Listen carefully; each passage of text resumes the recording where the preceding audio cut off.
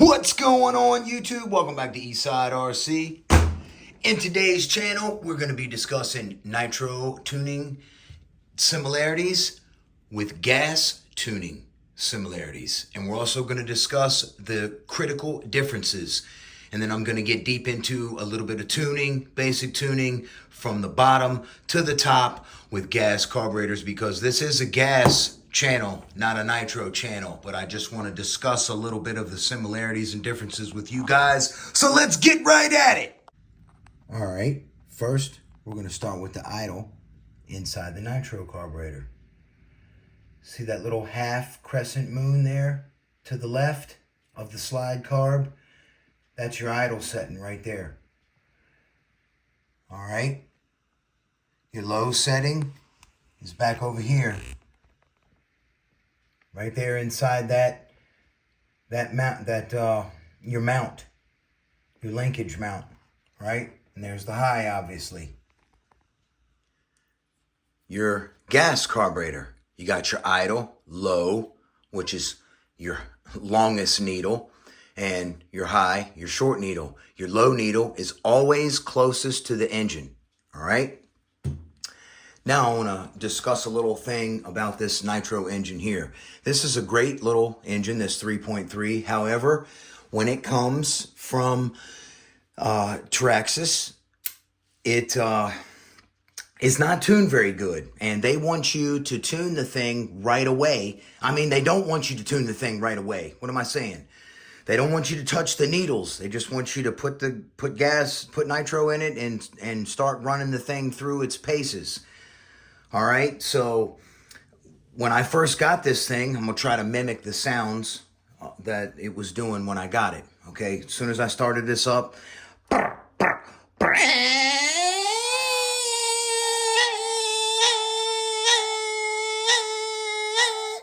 right, what do you do when the carburetor is doing that? Do you get on the idle right away and start adjusting the idle? No, you don't start adjusting the idle right away, because that's not going to help you, all right? What that is a lean condition on the low.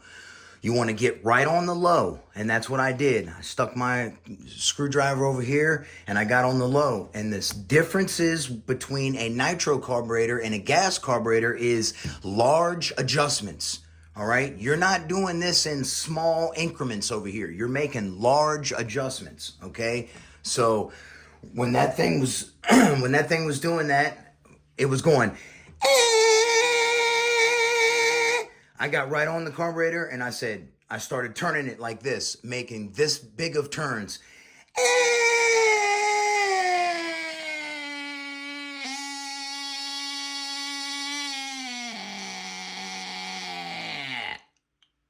All right, and as soon as it did that, I took it back a pinch. I took it back more than a pinch. I took it back 1/4 of a turn, just like that. All right, and then I started it back up.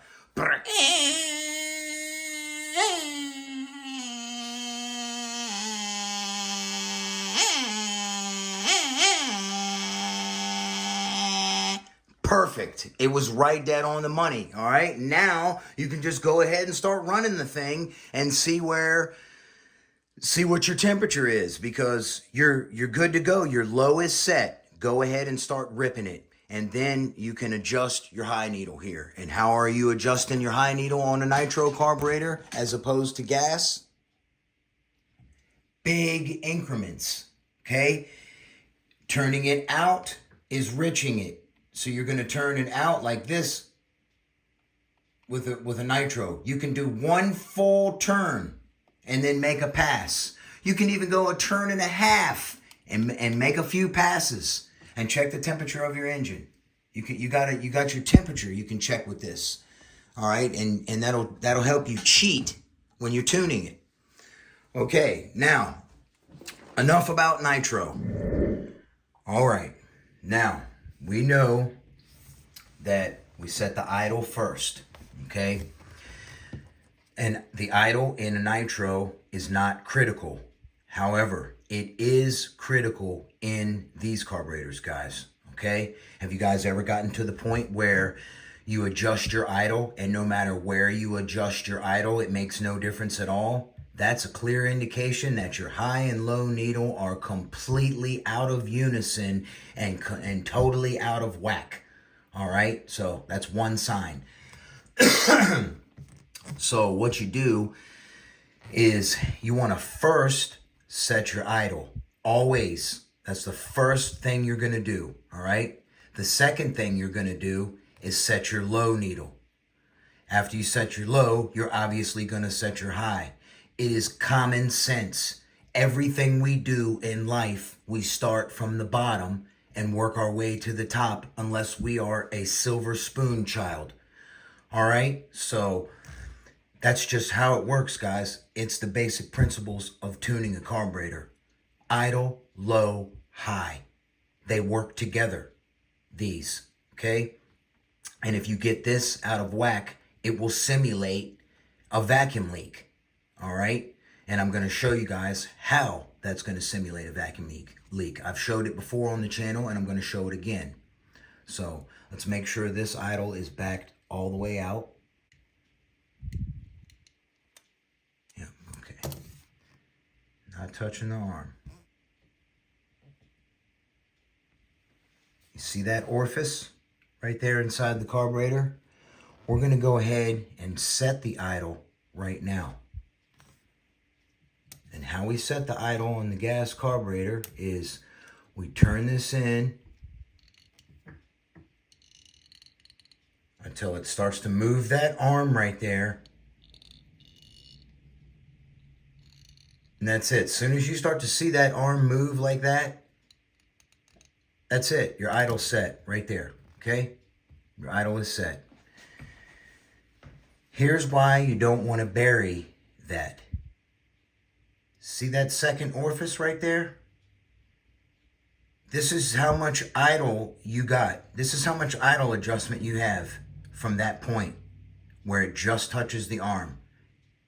There. That's it. That's all you got. If you bury your idle and you take it into that second orifice right there, you are now simulating a vacuum leak because that is not an idle circuit. All right, so do not bury the idle. Set it just like this. As soon as it moves the arm, and forget about it.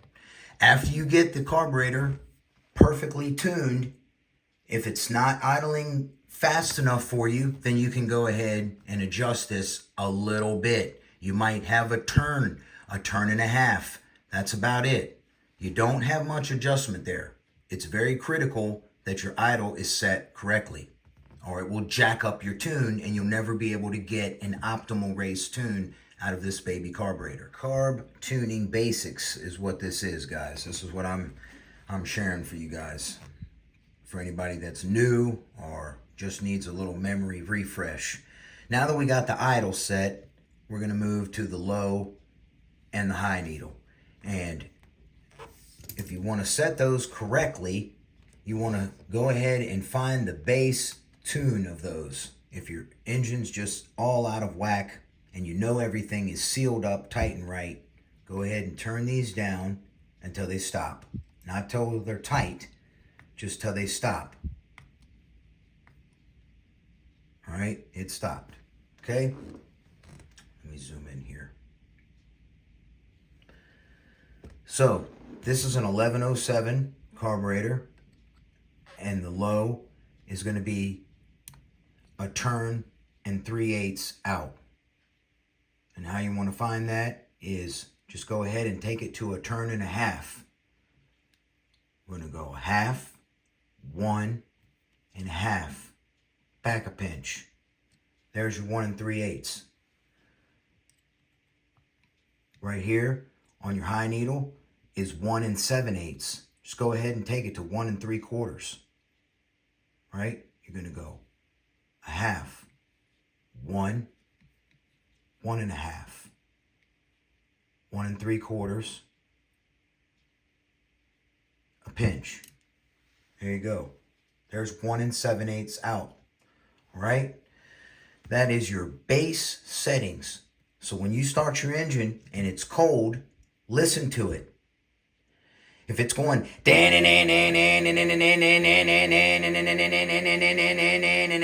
What's the first thing you're going to do? Get on the idle? No.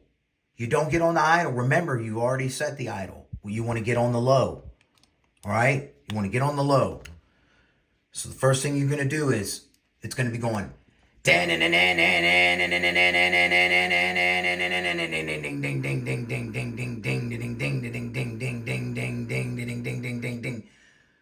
Just like that. That little adjustment.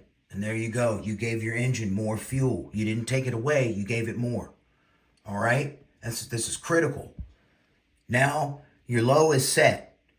If you got a good idle, you know you got plenty of fuel on the low, go ahead and rip it. Don't touch the high yet. See how it's going to run. Get the thing warmed up. Get the engine good and hot to operating temperature before you do optimal tuning. Once the engine's warmed up and hot, if you hear it going,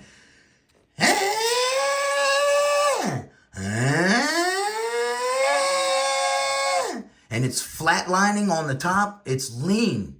It's lean on the top. If it sounds like she's just flattening out, go ahead, bring it on back, give it a little more fuel like this. That's all you want to give it. Just give it you're going to just give it a little pinch like this. That's it. Just a little pinch like that. And then take it out and run it. If you're making large adjustments like this on these carburetors, you're bringing it back and you're going like this. You're going like this.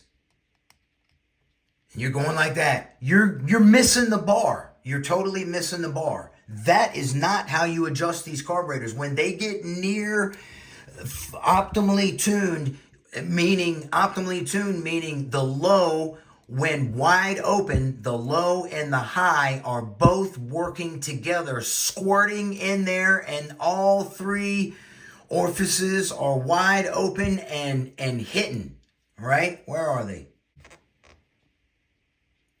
When all three of those orifices right there are hitting wide open, your high, low, and idle are all working together. All right?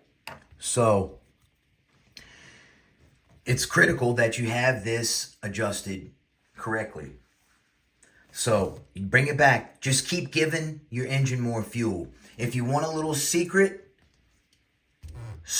because so many people like to lean their engines, you can start ultra rich. Now your engine's going to be hard to keep running. You're going to have to keep revving it, but you can start ultra rich on both of these needles and dial the low in first until you get it right, and then dial the high in until you get it right. And you got to use your ear. It has a lot to do with your ear. You can use things like tachometers and temperature gauges to cheat tune, but ultimately it's going to be your experience that you gather from doing it so much, the feel of it, and your ear. Your ear is your very best tuner. Once your ear is tuned, you will know exactly what the engine is asking for, whether it's too rich, too lean, on the high, on the low, whatever the case may be, you'll be able to hear it. So you got to tune your ear. I can thank my dad for that one. My dad trained my ear to a two-stroke engine, and that's why I love tuning, y'all. So that is the basics of it and the gist of it right there. If you guys have any questions, leave them down in the comments. All right? Y'all have a blessed one. Hold on. That ain't how I do it. That ain't how I do it. Y'all have a blessed one, and I will catch you on the next one. Eastside RC is out.